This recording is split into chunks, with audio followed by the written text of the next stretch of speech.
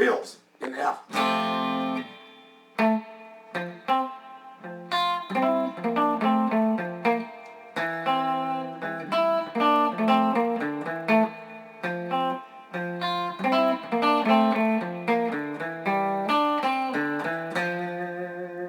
You know what? I learned that on my own in the 90s. I heard it when I was a kid and I could play part of it. It wasn't that easy, even though it's all in.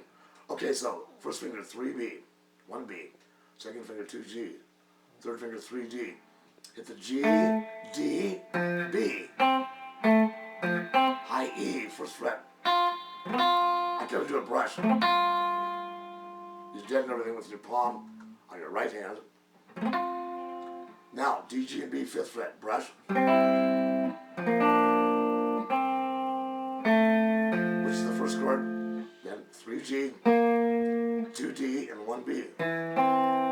Same deal on the fifth fret. Same thing on the third. 1B, 3D. Open D to second fret. 2G. The beginning. Same thing. Set chord backwards. 3G. Open D to second fret. Open G. B string. 3 and 1. Open D, then 2 and 3. Slow motion.